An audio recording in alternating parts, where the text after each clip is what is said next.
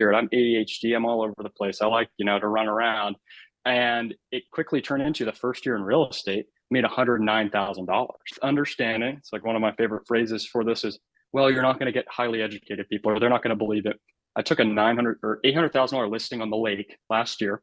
The seller was one of the highest, paid financial advisors in New Hampshire. And his wife was like the top litigation attorney in Massachusetts. Welcome one and welcome all to Real Cool Talk. We're your hosts, coaches Lucas Hine and Kristen Cronin, and we're about to share keen observations of life by real estate people for real estate people. Let's go.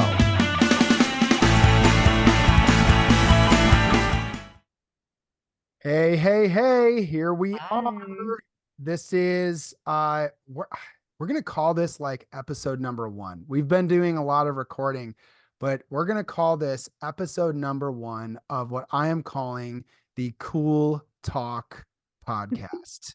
Kool Talk spelled with a K, keen observers of life. And this is a podcast for real estate people, right? Real estate people who are in this awesome industry and life of real estate. And I am alongside my co-host, Ms. Kristen Cronin.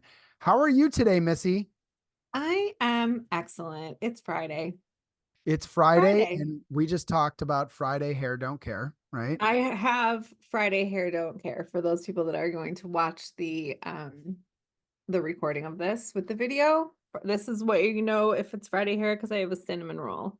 Yes, here. the cinnamon roll at the top. I'm waiting for the cinnamon buns, like the Princess Leia cinnamon buns. Yeah. That's It's what it Friday is. hair is always interesting to see. How do I show up? What does my hair look like? You'll know how my week was by the style of my hair by Friday. Perfect. We were just talking about a lot of fun things like protein bars and then cinnamon roll hair, right? And we're going to be talking to someone really awesome in just a few minutes. His name is Will Van Wickler. And he is an amazing agent, amazing human being, amazing real estate agent out of Maine. And he's going to talk to us about his strategy with what's called golden letters.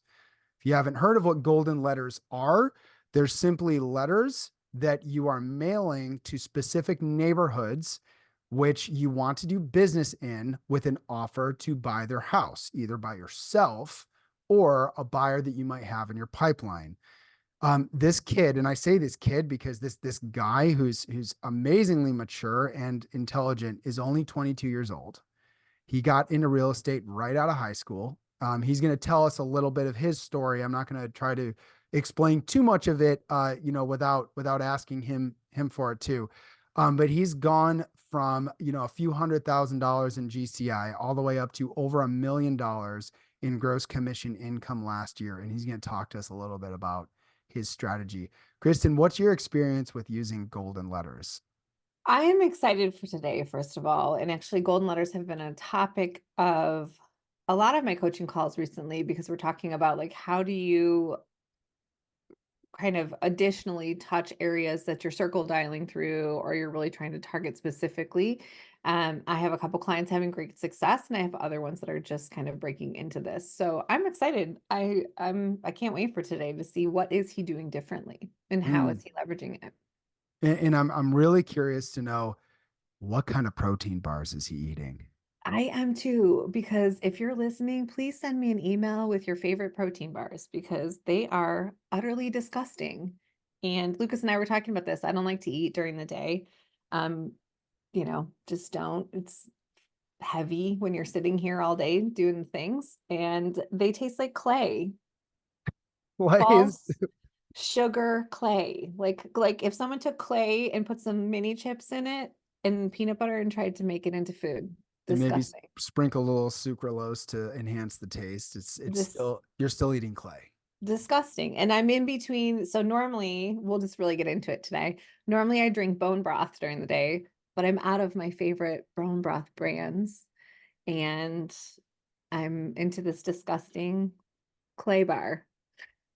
You'll have to tell me how many people would be in the club of those who drink bone broth, right? You know, I'm glad we're talking about this because we talk a lot about energy plans with our clients. That's fine. Okay, back to it. Cut.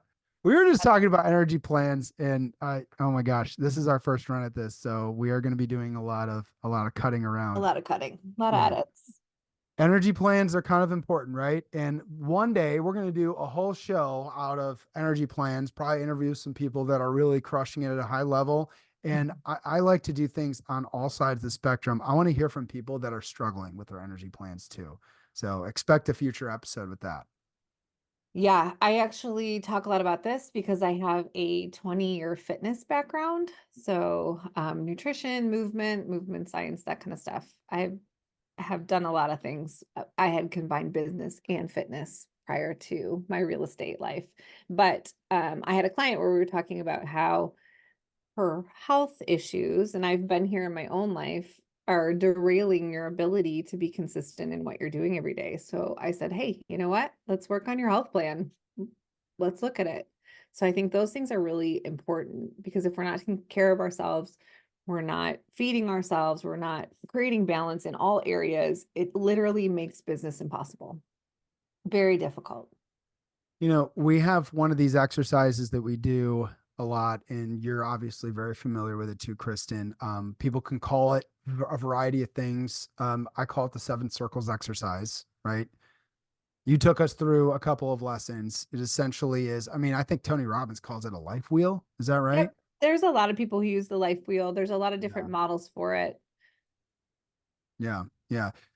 What I love about doing that exercise is it's a high level way of discovering what area of your life you're ignoring. And most of the time, that area of your life that you are ignoring is contributing or having a high contribution in other areas of life, right? It's the concept behind what is the lead domino, what needs to be your highest priority right now that is going to help every other aspect of your life, whether it's in business or at home, continue to thrive as well. 100%, because usually what that area tells you, that base piece, you are stealing it from the other areas, trying to fill that specific puzzle piece. And that goes in, I mean, we could do hours of calls on the depth of what that means. Like if your relationships are off, how you steal that back from other areas, because you will try to compensate. It's like the universal homeostasis. We're going to always try to create balance. Our water's going to flow where it has a path or a hole.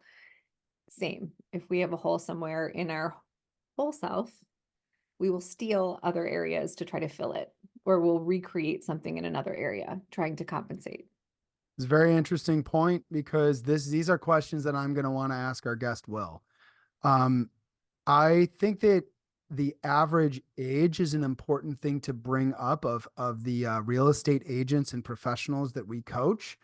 I would say my clients range, I have a few clients still in their late 20s, but most of them are ranging from their upper 30s to their mid 50s. I Right? would say, yeah, I would say that that is accurate. I have some that are on the younger end of that demographic and some that are on the older demographic of that. So yeah, I would say it's a mix for me. You know, one thing that I'm super curious about from Will is as a 22-year-old, how does he manage his time? The relatability factor is important here because he doesn't have kids. He's not in the same position as many people who are listening to him. So, yet the things that he has to contribute are, what do I want to say? They're for everybody. Sure. Yeah. I often tell clients, and we had a lot of talk around this before family reunion, that like when you are seeing someone's business model, it's not necessarily that you're going to apply that model directly to your model. It's that you are going to look at what are the behaviors around what they do? What are the systems and processes that they do? And how do those plug into the piece that you have? Because it greatly differs. It differs hugely around life stages. It differs insanely around gender, and that's a whole nother call. But you know, a lot of us are mothers, single mothers, or as a mom, you're a wife, as a partner, you are expected to also have a lot of other things on you depending on how house is structured. So I think and I see that thread a lot. So there's a lot of different things. So it's about looking, I think, at what's the model that someone has and how does that fit with what you're already doing. I think we have a great idea for maybe 2 simultaneous episodes here, right? Single mom in general, and then what I'm going to call hashtag dedication, right? How about young dads in this industry, right? I think that should be an important thing because we do have a lot of young new fathers in this industry, and how to balance their the dedications they have as fathers and as husbands. Yeah. And be that hustler, be that person that is just crushing their goals. Cool. All right. So without further ado, just introducing Will Van Wickler. How you doing today? I'm doing great. It's a rainy day in Maine, but it's not snow, so we're gonna get an early spring. So I'm fired up and yeah, happy to be here. It's All right, Friday. love it. Hey man, I appreciate the glass half full. Hey, at least it's not snowing, right? That's right. Oh Right. my Right. gosh, no more of that. So you are famous for something that a lot of people are very curious about, and that is your success running the play of Golden Letters. Is that right? That's right. I love that you call it a play because that's all it is. And I'm famous for something that I didn't even invent. I was just the one that was like kind of dumb enough to just only do one thing and just master it and not get distracted. In this play, I get distracted all the time. But yeah, it's the golden letter, simple mofer. And that's what got me on stage at Mega Camp, which is pretty funny. That's amazing. That's amazing. And we all sort of remember you from Mega Camp, and you trudging around family reunion. It was really nice for me to meet you in person there. We were sitting at another guy's he might be on the call, Brandon Blankenship. BB, Brandon. Yeah. Oh man, BB, that now I need to kind of call him BB all the time now after hearing you say that. So we're here to talk about your play. I have I'm very curious, like really about you, right? Yeah. So without getting too in depth, because we've all sort of heard a little bit of your backstory, give us a high level overview of how you got into this business and all the steps that led you up to the point that you're at right now. Yeah. So the 10-cent tour, I was 19 years old. I was going to school for information technology, and I was always a worker, always entrepreneurial. I had an IT consulting business on the side, and making good money. And I was doing consulting for a real estate investor, helping him set up one of his commercial properties and helping him with the tenant setup on the commercial side. Hey, get the network set up, all that stuff. So doing consulting for that. And he's like, I always had an interest in real estate investing, like listening to podcasts and Bigger Pockets and all this stuff. And I always said, I'm like, I'll never be a salesperson. I hate people. I'm an introvert, blah, blah, blah. And he's like, wow, you should really get into real estate sales because you can make a lot of money and then go invest. And it would be a good part-time gig when you're in college. So I said, okay, I'll take the course. It was literally COVID happened. So I'm like, oh, online with college, it was terrible. I hate the online Zoom format because I just am not good focusing. When I do these calls, I turn everything off except for this so I can focus on this, but it's so easy to be doing other stuff when you're online Zoom college. So I got my real estate license. I took that time, went through the course. It's super easy in Maine, and was like, you know what? I'm just going to sell some real estate on the side and just so I can understand it, so I can invest. And my plan was, hey, I'll go work in, cybersecurity and do all this and have a boring job that I hate sitting behind a desk. I'm a free spirit. I'm ADHD. I'm all over the place. I like, to run around. And it quickly turned into the first year in real estate, made $109,000. And I was like, wow, my goal, I remember we had to write down in high school, senior year, what's your goal? And I was like, I want to make $100,000 a year by the time I'm 30. In Maine, people don't make a lot of money here. My mother's done well, but she's in corporate insurance for 25 years and she maybe makes 200 grand a year now, 25 years in the business. Right. So I'm like, okay, if I can make 100 grand by the time I'm 30, I'm meant first year in real estate, I made $109,000 part-time while going to college. And I'm like, screw this. I'm never doing this again.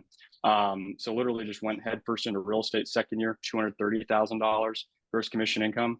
Dropped out of college at that point. I finished my semester there. I only worked half the year, did 230. And then last year, first year full-time, $1,002,000 GCI full-time agent. So that was my third year last year, my first year full-time. And the major play I ran to scale the listing business as an introvert who didn't have this big database was the golden letter. So to bring it all back home.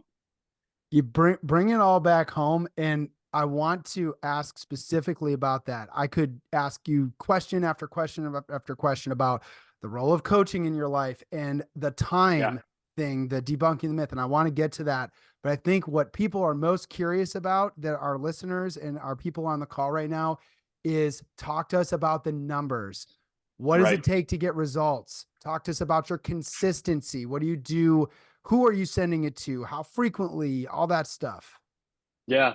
And like, to circle back a little bit further, when I got in, and to talk about the coaching thing, like, I started in May. I finished my school. I didn't re-enroll. I was like, I'm doing this real estate thing. I had to pick a few strategies to get listings, calling expireds and for sale by owners, and then golden letters. So I just focused on those things. And the most success I've ever had is just staying hyper focused on those letters. So once I got my maps coach, my business went like that. And it really helped me focus on what actually matters and identifying it as my key lead source instead of having 15 sources. So we've identified that, hey, pick your ideal client, and I only market to them. For me, it's listings, second homes that are over $600,000, because I had, no sphere. I was doing a lot of first-time home buyers, and like, I'm an introvert. I don't want to deal with driving people around. She's like, all right, well, get your price point up and focus on what you actually want to do. So focused on targeting demographics of people that don't live in their house, so I don't have to deal with the objection of, I don't know where to go. And then the price point I want to work in, and then the areas I want to work in. And it's simple as that. People ask, who do you mail to? Who do you want to sell to? Who's your consumer? Pick your ideal client avatar. So I did. Second homes, absentee owners, higher price point, luxury in Maine, 700,000. So I could do less units, leverage my time. And then second homes, you really only have to go there once. You put a lockbox on it, and then you're done, right? So I could go do other stuff and invest. So what I've seen through scaling that is, with practice, literally an hour of script practice every single day, I brought my conversion from 1,000 letters to one listing to 300 to 1. So sending out 300 pieces of mail and taking one listing and ultimately selling that. And that is through obsessively practicing the scripts and conversion techniques required that even a guy that looks 14 years old can take these listings. Wait. Say that again. How long? How? Say the thing about the script practice. How long per day do you script practice? So after I finished my semester 2 years ago in May, I was like, all right, if I'm not going to be in college, because I'm used to doing college all year round, I would double down in summer and do classes because I wanted to get it over with. I'm like, all right, if I'm not going to do that, I have this free time. So every single morning from 7 a.m. to 8 a.m., I would do script practice with different script partners every single day. So literally, 5 days in a week, that's 5 hours of script practice. And I did that for a year straight, 52 weeks. So literally mastering, and I mean, obsessive, listening to the bold CD. And I'm a bold dropout, right? I did not make 20 contacts the whole class, but I would listen to the bold scripts. I listened to Diana Kokoska, Tony DeCello, memorizing these and practicing them and writing down all the objections that come up for me, and just practicing back and forth with people. So when somebody says, well, will you do X%? That's a great question. Appreciate you asking. I have the objection ready to go and ready to fire off. I know my objection handlers. An hour a day was perfect for that for a year straight. So you might look 12 years old, and we're going to get to that. Trust me. Right. Yeah. You don't sound like you are. You're well-spoken because you know exactly what to say. And the big thing for me is I knew statistically, no limiting beliefs. I had less opportunities than the average agent that was maybe 30, 40, 50 that had the big sphere. So when I had one appointment, I was like, I like money. I don't want to lose that. And I just thought of it as like, I'm burning money every appointment I go on that I don't get. So I need to make sure every appointment I go on, I get. And that is with practice. A lot of agents, they're jaded. They don't know what to say. So I could go in, I kick their rear end with the objections and, getting the listing signed, even while looking super young or not having the experience in the business. And it all came down from just the math, the conversion math of, if you have less opportunities, you need to be sharper at your skills. Okay. And the 300 letters. So I get the part where you said you picked your demographic, you picked your avatar, right? It was a price point. It was second home. It was absentee owners, which usually, investors and whatnot. That's your target. Where did the 300 come from? And then where is it today?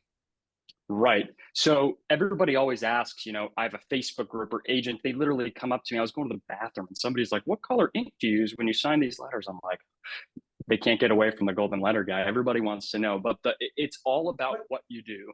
So people ask me like, oh, what's your conversion or where do you send them? It doesn't matter where I send them, but the conversion rate came from sending out a ton of mail and just hammering 1,000 a week and figuring out, all right, I send out 1,000, I get this many calls, and I would literally track it. I don't have it in front of me on a bold call log of like, I'd highlight when I set the appointment. So then I knew, hey, I sent out this many, here's that. So in the beginning, it was like, I'd send out a couple thousand, I'd only sign one listing. And then now, present day, for every 300 letters I send out in the mail, I'm going to sign one listing. Typically, that's about 5 legit calls in, maybe 2 appointments run, but it's about a 50% in-person conversion rate. And ultimately, if I'm running the appointment, at some point they're going to list. Maybe it's a nurture, maybe it's today, but I mean, I went from probably 2,000 to 1 to 300 to 1 as a total newbie, practicing and just repetition, continuing to do it. You send it to the same people every week, every month? No, so that's what's unique about the strategy is it's a simple MOFR. I'm making an offer for immediate response. I'm asking, dear Lucas, would you sell your house at 123 Main Street? And it's a yes or no, right? So instead of like a just sold, just listed card or like an 8x12 or whatever it's called, I'm sending it once every 8 months or once every year. And it's kind of like you're gambling. You're waiting for that one hit to happen. But I know big corporations like Andersen Windows. We have Andersen Renewal here in Maine, where they replace windows and doors. And I get their mail all the time, it feels like. And they know at some point when I do need windows, I'm probably going to call them, right? But I've realized after I started seeing that trend, I would keep it every time I got it. And it turns out they actually only send one piece of mail every 7 months. But seeing it over and over, it makes you start to think, okay, real estate. So like I got a call the other day, I sent them a letter a year ago, right? If I sent it every month, it'd be like, this guy doesn't have a buyer, right? A buyer for my house, this is spam. But you send it once a year and maybe they're going to call you at some point, or maybe they're going to hold on to it. That's a big thing I get is we held on to the letter. So we're picking different areas. And, typically, if you're going to send out 1,000, there's going to be a couple homeowners in there that want to sell their house or at least have some sort of interest. So are we, picking out for a needle in a haystack? Maybe, but just knowing the turnover reports and the demographics in the areas I'm mailing to, which are very important. I know that I'm not going to get a return if I mail $5 million houses, right? You might have to send 10,000 pieces of mail to get one listing versus the 600,000 to 700,000 range. And the times a year I send them, there's natural turnover about 8%. I just need to find those people. You're debunking a myth for me. And this is why I wanted to have you on here. Because there are certain schools of thought that say, okay, frequency is best. Pick your ideal neighborhood or pick your ideal demographic, have your one list, mail it once a month so that they get used to your stuff. But you're saying that you have experienced a higher conversion rate with your consistency, and then also by being strategic around how frequently you're actually sending people stuff. 100%. And I was talking to my coach about this the other day, and it's like, she's like, no, Will, I was asking her about something. She's like, but don't go down that train. She's like, you haven't picked the business model of farming, and that's totally fine. And it reminded me, I'm like, everybody has their own model. I haven't picked farming, and that's totally okay. I've been seeing a lot of people do it. Don't get distracted. But my model is not farming. I'm not doing a newsletter. I'm not doing pop-bys. I'm not door knocking. I'm not doing neighborhood open houses because that's not my personality. And I'm just not going to do it. And I don't love doing small talk. I'm kind of awkward in that way. So I've just picked the MOFR strategy, and it's marketing based, lead generation enhanced is like how I look at golden letters. It is lead generation, it might get a little foggy there, but I've picked this strategy because it works for me. And then I've dominated areas with the listings because they see the yard signs, they see the just listed, just sold cards. So I'm not doing a monthly, like, here's a recipe. And if you are, that's awesome. And this strategy can actually work in your farm and supplement it and actually add a lot of street cred. I've kind of picked the, hey, I'm just going to dive into this market, take some listings, and that's a great way to take market share from there. And I've successfully done it in niche markets in Maine, where I've now become the agent of choice, just because, I had a buyer call me the other day and he's asking me, like, a buyer I just signed, and he's asking me about 5 listings. Guess what? They're all mine, right? Mm-hmm. So I've built market share in that market now that people realize, like, hey, Will's the guy to call, regardless if it's just listing or buying. We see his signs everywhere. It's creating that mayor effect. Yeah. Yeah. I want to ask two things from the chat. One, I think I want to just ask for confirmation here. Your delivery, your message in the letter is that you have a buyer for their house, right? That's correct. Yeah, I Okay. can even pull up the letter just so people can see it. Yeah, give us a Um, visual on that for the for those what they're going to be watching this live here. this is something I give my virtual assistant when I was training her, just so you could see it. But like, ultimately, this is the letter right here. Dear Lucas, would you be interested in selling your property at 123 Main Street to a client of mine? If so, call me on my cell phone. I'll scribble my name down below, and that's it. Oh And my then I God, that's so send it out. complicated. I can't deal with it. Yeah, but there's interesting things to know, right? You don't see any letterhead. You don't see any QR code. You don't see any picture of me. You don't see a picture of a dog. You don't see waves if you're near the. This is the letter. This is literally what I send. And we've tracked and we've talked to hundreds of agents at this point. When you keep it simple like this, it makes people pick up the phone. When you start distracting them with QR codes or what's your home worth or sign up for my newsletter, oh, here's a picture of me or the luxury logo, you're taking away from the call to action. So literally don't change it. It works. Thank you. I have a question here and I'm going to jump in. I think when we go through, Will, I'd love for you to further kind of explain your process a little here, because when we talk about this as coaches with clients and taking this approach, one of their first limiting beliefs is that they don't necessarily have a buyer, and how do they get past that conversation? So what is your kind of response there? Yeah. So the first thing is like mindset. And I came into real estate like super shy, not scripted, like just like I tell people I'm freaking awkward if you meet me in person. Like people get thrown off by it. It's like I'm not being rude. I'm just like, I don't know what to say after we talk about real estate. How's your business? Great. Okay. Next. So for me, it was just believing and practicing the scripts and the dialogues. And I always say when I'm teaching classes in market centers, like I always ask people, how many agents are in this market center? Oh, 500.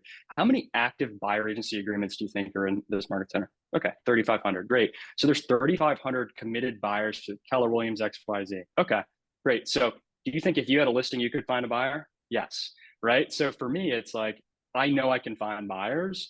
I even had one where they wanted to sell off market. I made 2 phone calls to my database, found a flipper. Right. So it's not hard finding the buyers. We just need to find the listings and connect the dots. And this is just a way to get people to raise their hand. And it's totally ethical and honest because we might have a client for this house. So the conversation is really simple. People they'll call my number. It goes right to voicemail through technology. It's not my actual cell phone number. I'll call them back. The voicemail will probably be saying, hey, we got your letter. Tell us more about your buyer. Call us back. All right. Ring, ring, ring. Kristen, Will Van Wickler, Keller Williams Realty, giving you a call back. Got your voicemail about the letter I sent. Thanks so much for reaching out. Awkward silence because I want you to talk. You talk, you say, oh, yeah, got your letter, Will. It's kind of interesting. Maybe we've been thinking about selling our house, or like, tell us more about your buyer. Yeah, well, Kristen, as you know, there's just no homes on the market right now. Or maybe if you have a lot of inventory, there's a lot of properties on the market, but nothing that's worked for the folks we're working with yet. Between me and my buyer agent or me and my business partner, we're working with 22 different buyer families right now that are looking generally in your area. And there's just simply no inventory on the market that works for them. So instead of sitting and waiting on the sidelines, we're reaching out proactively to homeowners in the area and seeing who might be interested in having a conversation. Having a conversation, not selling their house, listing their house, interested in having a conversation. Would there be a good time to talk about this? So I'll let them talk and say, oh, blah, blah, blah. We've been thinking about selling, and I'll ask pre-qualifying questions. Well, when your house sells, where will you move to? Right? Or tell me more about that. What does moving to Florida look like for you? And then there's a very simple call flow. And then from there, sometimes they'll ask, well, do you really have a buyer for this house? And I'll say, I'm not here to waste your time and lie to you. And I also wouldn't send out letters if we weren't actively working with these families. I can't tell you that they've looked inside your windows and said, this is a great place for them. It'd be a little creepy, honestly, if they did that, right? But the folks we're working with, they're highly qualified, they're very motivated, and they're actively looking in your area. So what I'd like to do and what I propose is coming by to your home, meeting with you, doing some due diligence for the folks we're working with, and seeing if this option might be a good fit. And while I'm there, I'm going to give you a real-time market value that the algorithms can't even keep up with. So would 3 o'clock tomorrow or maybe 5 o'clock on Saturday work best for you? I hope everyone just wrote that last part down, that the algorithms can't keep up with. There's this thing that keeps popping up, like AI and technology, that, we're kind of afraid is going to take over our jobs. It can't. I'm going to say that on the record. It can't and it won't. Um, First, before I ask a logistical question, Keith, we're definitely going to get to that. Keith and Summer, we're going to get to that. You talked about an answering system that you implemented in another interview, and I'm really curious to know about it because it's the system that transcribes voicemails and sends to your email so you don't miss a beat. Can you talk to us about that tool? Yeah, and I can, if you got everybody's emails from this, I can send out like a packet of like all the resources and everything, so you don't get, waste time on boring stuff. But it's a technology tool, awesome. and I'll send the link to it. And I'll keep you on your toes with the name of it, so you guys don't get distracted here, because that's always what happens when I start to say names. People go on their phone and they start looking stuff up. So it's a technology tool where you can make. I pay $45 a month. You get 10 different numbers, and I label them. Oakland, Maine golden letter, or Belgrade Lakes golden letter, Sunday River golden letter, and they're all different numbers, right? And they're 207. That's my local area code. And it allows me to set a voicemail. And the voicemail is the same as my regular phone number. It's Will Van Wickler, Keller Williams Realty. Thanks so much for calling. Leave me a message. I'll call you back shortly. So it doesn't mention anything about the letter. Rings a couple times, it goes right to voicemail. The voicemail is recorded and it sends me an email. It says typically who the phone number is registered to. Sometimes it's right, sometimes it's wrong. It'll transcribe it, and then it'll send me an email, right? So a virtual assistant can say, oh, I skimmed this. They said, take me off your list, right? So you don't call them back, right? So VA will send these emails to me. I still call them all back. I don't have an ISA. It's not a big operation. I was doing this myself up until about 6 months ago. But the technology allows me not to get bogged down, because originally I would send out a couple thousand and my personal cell phone would get blown up and I didn't know what calls to take that were clients. And the biggest thing about the system is you want to be prepared, and you can't be prepared when you pick up a random call and it's, hey, it says Will Van Wickler, Keller Williams. I'm walking into an appointment. I don't have time to go through the script and the prequel, so that's messing up. So the technology allows me to do that, and it has allowed me to actually scale the system as well, where you can send a couple thousand and not get slowed down. All right, awesome. We really do appreciate you sending out that list of resources, if you will. Of course. There was a question, and this might go more state by state for legality purposes. Do you think it's important to put a statement in your letter that this is not a solicitation if you're working with a realtor? 1000% it needs to be there. You couldn't see it because I didn't scroll down, but every letter I sent, it says, if your property is presently listed with an agent, this is not intended to be a solicitation. Perfect. Every piece of mail I do, it's not required in Maine. I have it on there. Okay. Awesome. I want to get to some more of the questions in the chat as well, but I have a potential myth to debunk. Okay. You're a young man. We appreciate all that you've accomplished, given your age, especially. We have a lot of people that are going to be listening to this call and are currently listening to this live interview that are not your age and have children and have families. And I'm sure a lot of them are saying, okay, sure, if I had 80 hours a week to spend on working, I could probably do this too. I want to know how much time you actually spend with this strategy, and how has that changed over time now that you've added leverage into your life? Yeah, that's a great question. And originally, I vividly remember actually the first time I talked to Brandon, one of your coaching clients, I was literally next to the printer at our market center folding letters. I remember he reached out. I'm like, vividly remember for some reason. But I remember I was folding letters myself and printing them at the market center and doing it all. And you can always make time. The whole like, I don't have time thing. It's like, wake up earlier, right? Or go to bed later. And people will be like, oh, but you don't have kids, right? Honestly, you can find time. The gentleman who sits next to me, great mentor of mine. He's had the #1 Keller Williams team in Maine for 19 years. He's got 2 kids, active wife, whatever. He signs them when he's watching football, right? Or putting the kids to bed. Like, you can sign letters, right? But it's also turned into his elderly father, who I kick some money to. He helps us do them, right? So as long as somebody can scribble your initials, pay your kids to do this, right? Or find an intern or something like that. Folding letters and sticking them in envelopes is not very time consuming. I'll literally be on calls, and I still do a lot myself where we're signing and putting things together. And you can see there's stacks behind us over on that desk, right? So it's like I signed a couple thousand yesterday, and Phil's going to prep them up. And then when he's done, maybe I'll stick labels on him if I have some time tonight.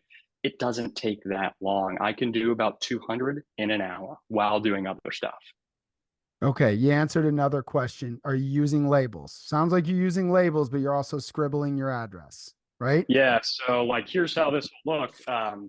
This is one of, Jeff's, for instance. So we always sign at the bottom. Yep. And we've switched to Avery labels. So when I was doing these separately, and Jeff's been doing them for a while. He coaches with Craig Zuber. One of my clients got one of his letters. I'm like, I need to reach out to this guy. Just say hey, and then like, you inspire me. We should connect. And he showed me his operation. He's doing hand sign. I'm like, why are you doing that? Right? And he's like, well, the open rate's better. I said, let's run a side-by-side test.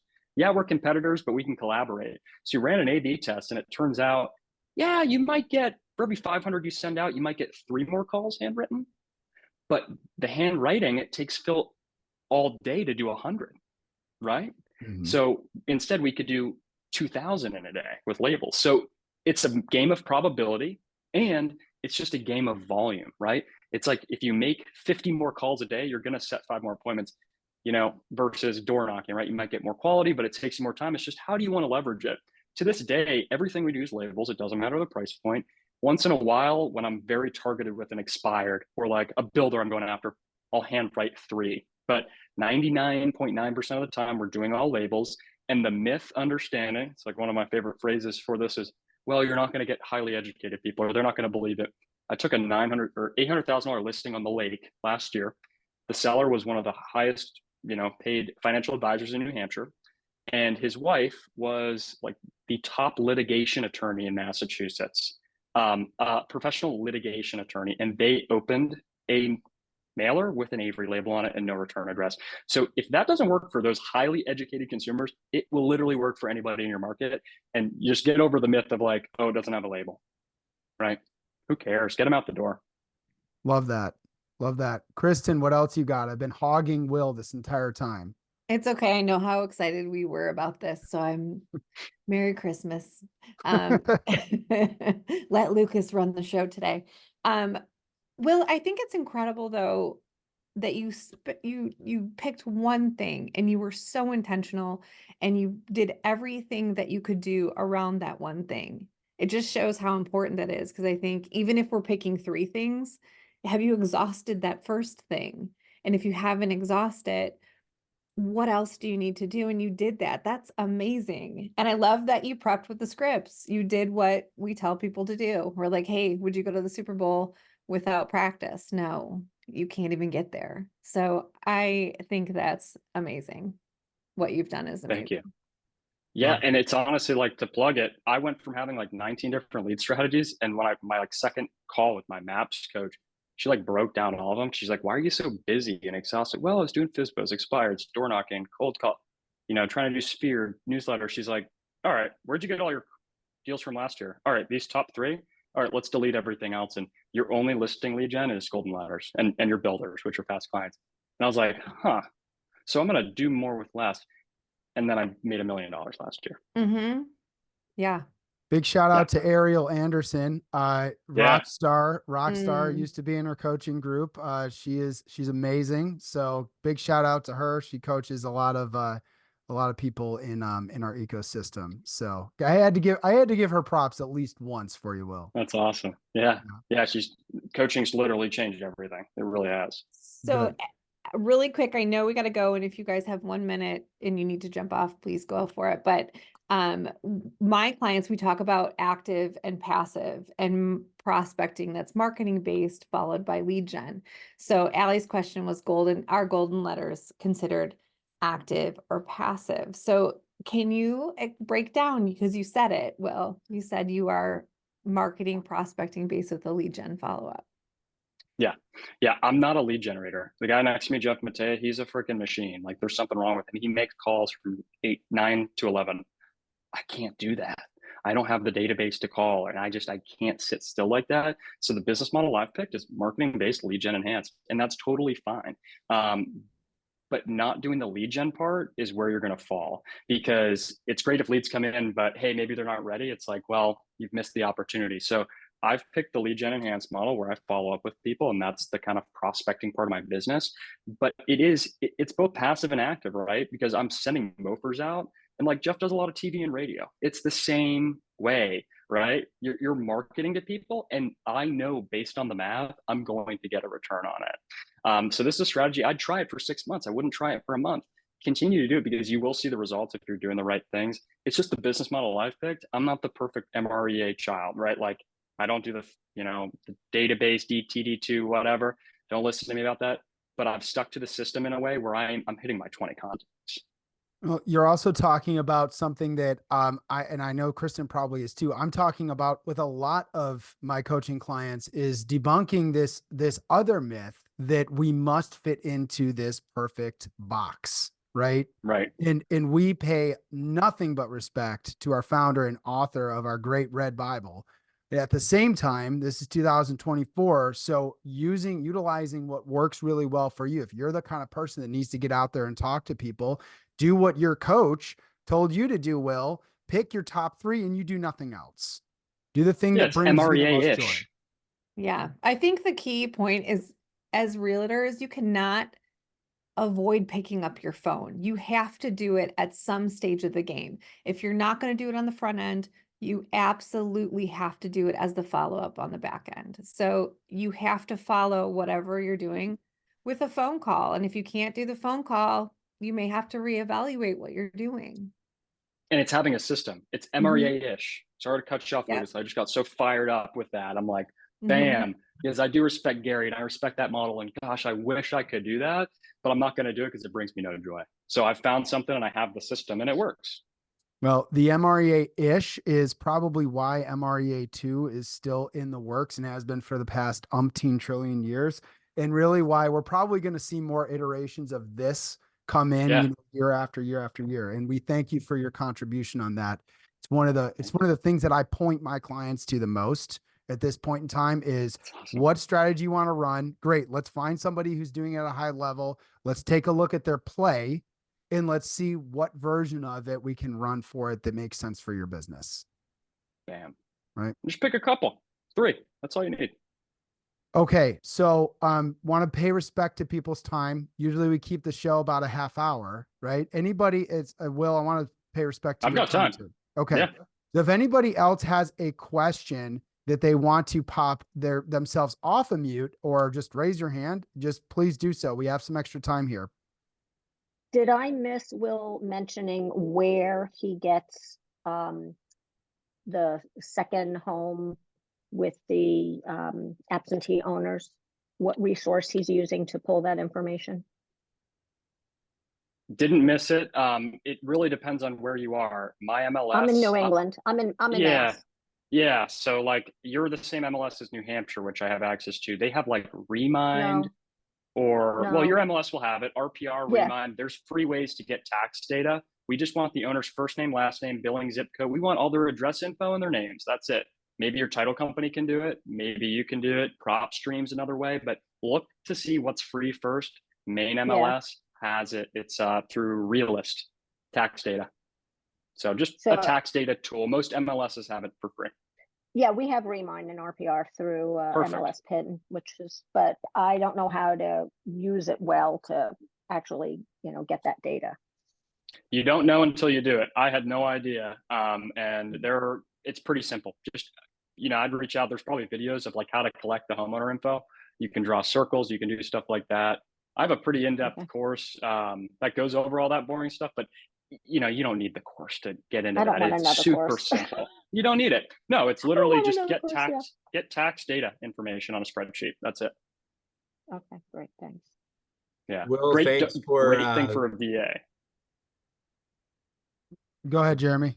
Oh, thank you, first of all, for doing this. This is amazing. My pleasure. One thing that I may have just missed it, but you said you only mail annually, but do you still do it? Do you do it every month? Do you do it every week? You pick a different area each time. How often do you do it? It's all dependent on your business model. Honestly, totally transparent. I haven't done it in a while because I haven't needed to do it. I just launched a big subdivision project. I've got a lot of new construction, so I've scaled back to maybe 100 a week. the trick is to always do it, even if you're too busy. You can never have enough listing leads, and the people that fall are the ones that just stop, right? Which we're all busy, we all get distracted, spring market, all that stuff, but it's just always continue to do it. And it's not what they should coach you on, but I ramp. If I need listings, I'm gonna hammer.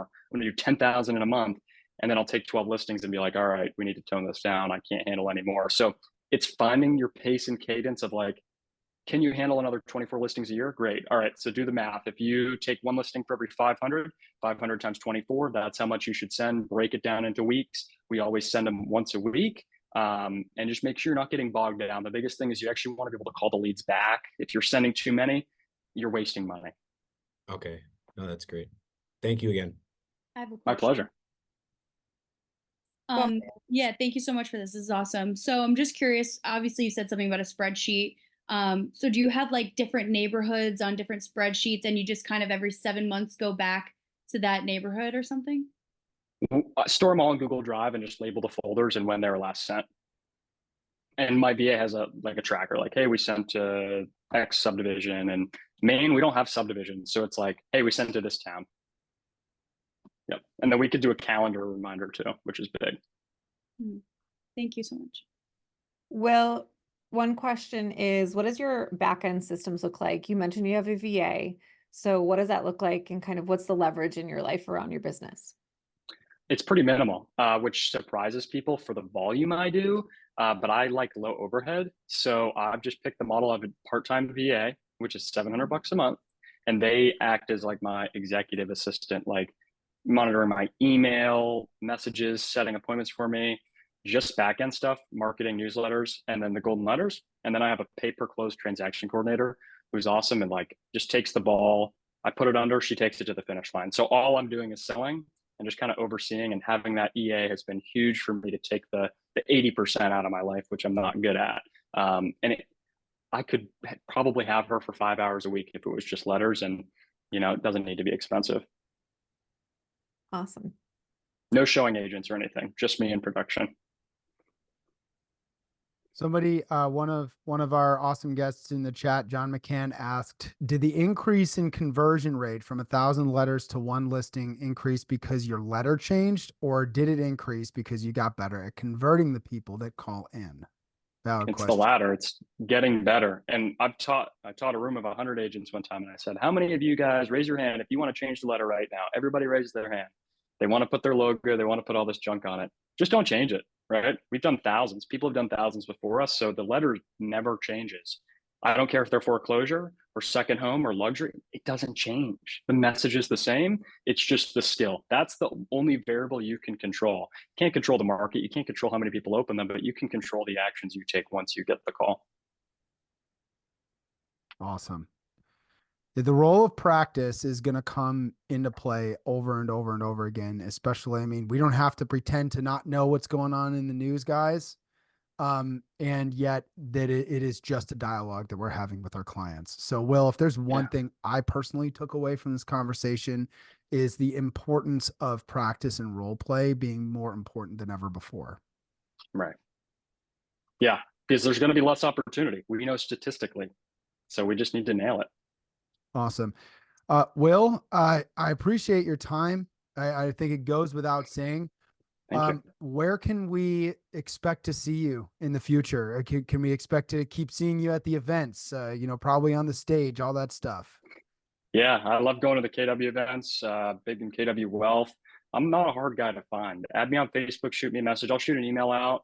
But super appreciative for you having me and connecting with all these great agents. And they're lucky to have coaches like you for throwing this on. This is a huge value. Awesome. Thank you for coming today, Will. We really appreciate you. Yeah, my pleasure. So I'll catch you guys. Yeah, Mega Camp's next up. Yep, we'll see you at Mega Camp. Thanks, all right. Will. See you there. Catch you guys. See ya. Okay. Wow. What a time. Okay. Yeah. I had expectations going into it, but I think that my expectations were superseded. What about you? Yes, amazing. I hope you guys all heard the messages that we are already telling you and you saw them implemented. You saw them work. It's pretty amazing. Yeah. Oh, the So only thing I didn't simple. think to ask is how much it costs him, not in time, but in dollars and cents, to actually send all of those letters each month. We can probably find that out. I think based on what we know of him and a little bit of what he said, I'm sure that his cost is very low on that because that's something that's important to him. Yeah, I can't imagine it goes much beyond print and postage. When you think about it, you have supplies and you have postage. And if he's doing it himself for the most part, I can't imagine it goes much beyond there. He is going to email him, or he's going to be emailing us his resources. So Yeah, we'll not make to sure worry, that we'll send that out. that Jules gets it all out to you guys. But there will be a copy of the letter. I'm sure it's very simple. I wanted to say thank you for having him on to talk about this, because I wasn't going to come on today. And I have been pounded and hounded about this golden letter for probably 2.5, maybe 3 years on the pivot shift call with James Shaw. And I have all of these smart plans for the golden letter. And it is this long process and all these follow-ups. And it's like, I just wouldn't do it. But the idea that he's sending it maybe once every 7 months, and he's not doing the follow-up, and Chris Ruskowitz, who's in I think Wisconsin or Minnesota, is like, oh no, it's all about the follow-up. Mindy, though, he is doing the follow-ups. Yeah, he's definitely doing the follow-ups. Yeah, It's not it's a simple process, but he does follow up. He is following up. He gets the leads. They go into his database. His VA is part of it, but he is the one making the calls, right? And that actually leads into another question that John put in the chat. Where could we find some of those scripts? I don't know if you remember him saying he uses bold scripts. That's all he uses. He uses the scripts that he got from Bold, even though he's a Bold dropout, so to say. Bruce, I saw you chuckle there. We have Mr. Bold on the line right now. So Tammy is turning over right now. Like, what? Yeah. What is, can she hear us? I hope not. Oh. So yeah, no, seriously, Bold dropout still utilizes everything. He mentioned the CD. I can't believe he mentioned a CD. I didn't know he was old enough to even know what a CD was, but it's a digital file now, right? And it's literally just utilizing the Bold scripts. The Bold scripts are they're universal, right? So I mean, yeah, the fortune's in the follow-up, Mindy. I can't imagine that if he's a solo entrepreneur, right? Think about this. Even if we have a team, we're leading buyers agents, the fortune being in the follow-up, that is the one conversation that you should never leverage out. Right. What I'm talking about, I think we're talking about apples and oranges here. Okay. The way it was presented again and again in the Pivot Shift and the Inspire community with James Shaw is following up with every single person you sent a letter to. It sounds like he's not following up with every person that he sent a letter to. He's only following up with those who then reach out to him. Yes. And it goes into this like lead bucket through this other system. That's very different than following up with every single person that you send it to. Yeah, he's not circle dialing a neighborhood, if that's what you're referring to. That's another system, and I think people have success with it. I think it's more about, this is his model. There's multiple models for this. I would encourage you guys to explore all those models and see which one fits with who you are and what you do. And which is one of the things he was talking about, is he took this model from looking at other people's and trying. So I think it's about the action. I think we have a tendency as humans to overthink things, overcomplicate things, use excuses like so that we don't do something. We'll get wrapped up in the process of why, how. But it's about just doing it and trying it and just getting after it.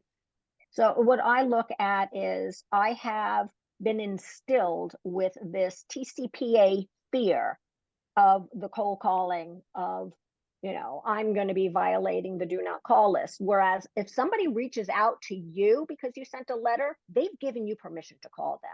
That removes that completely. It's not a cold call. Yep. I would say get your list, do the mail, do the follow-up. And do it again in 7 months. But pick, what he's saying is, pick different lists and do it every week. But then you're going to put a task 6 months later to start that list again. There's no doubt that the strategy works, right? And the proof's in the pudding. And I have not spoken to anybody or heard of anybody that is implementing it at the level that he is, that's also willing to talk about it with others. So guys, if this is a play that you're interested in running, let's talk about it on coaching this week. Mm-hmm. Let's really like get into it and actually say, okay, what is feasible? What is our budget allowing for right now? And is this a play that we have enough to really run consistently for at least 6 months so we can start experiencing some results? Because this is definitely not a one and done strategy. I think he said in the beginning he was sending out, Baptiste, you were asking what's his volume he sends out. I think in the beginning he said he sent out 300. Then his average, I think, is 1,000 a week. Wasn't that correct, Lucas? Yep. Doing That's what it 1,000. is now. And it does ebb and flow, right? He even really admitted, hey, he's got other projects going on, right? And what's interesting is he goes, this is not the model we coach to. Well, it is, and it isn't. It actually kind of is, right? Because you have to pick your priorities. And he's a solo entrepreneur. We have a lot of solo entrepreneurs on the call right now, and you do have to pick what is a priority. If you have a subdivision that you're working right now, chances are you're probably not going to have enough time to stuff envelopes, right? And Yeah. what is the thing that is paying you the most in the immediate? That's the thing that takes the priority. Yeah, this goes back to what's your model? What are the models around you that you want to try to incorporate? Does it fit? But the key point is that he is consistent and he has not exhausted that. And he worked at it till he exhausted it, got what he needed. Now he's doing it less because he's generated what he needed. But I think it's that, like, he's not trying a bunch of things at once. He was very linear. Like, he picked it, he went after it, he did every single skill building thing he could do around it, and he started to scale it. Because it's the same also when we talk about your business as a stair step, right? It's not a hockey stick, it's a stair step. Sometimes it steps down too, but it's that when you hit that step, you got to figure out what do you have to do to step up to the next one. And sometimes it's going to be a system, leverage, organizational, per people thing, like who knows, it's something in that step up.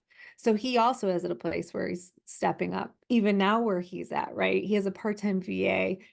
I would love to like bring him back on and talk about what his next steps in scale is when he's working with Ariel on it. I'm sure he's working on also same things you guys are all working on, is what is that next step up. Love that. What is the next step up? That is Step going up, to be y'all. that is going to be what the theme that we're going to leave you all with. And we really do appreciate you guys staying on after the call to kind of have sort of a post-interview discussion. We're going to have more cool stuff going on in the ensuing weeks. So stay Super tuned. cool. Super cool stuff. Super cool with a K. Don't forget it's spelled with a K, right? So just pay attention to your emails. We'll text you out reminders, and thank you so much. Have a great rest of your weekend. Bye, you guys. Have an amazing weekend. And that is a wrap, folks. Thank you so much for listening to Real Cool Talk. If you like what you heard, please like and subscribe. And please leave us a rating and review.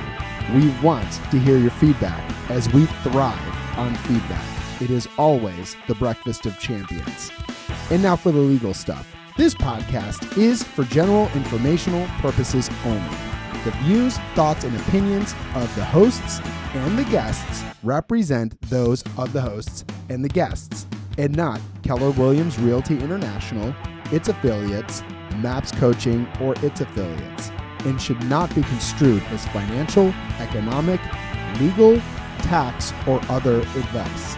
This podcast is provided without any warranty or guarantee of its accuracy, completedness, timeliness, or results from using the information. That's all, folks. See ya.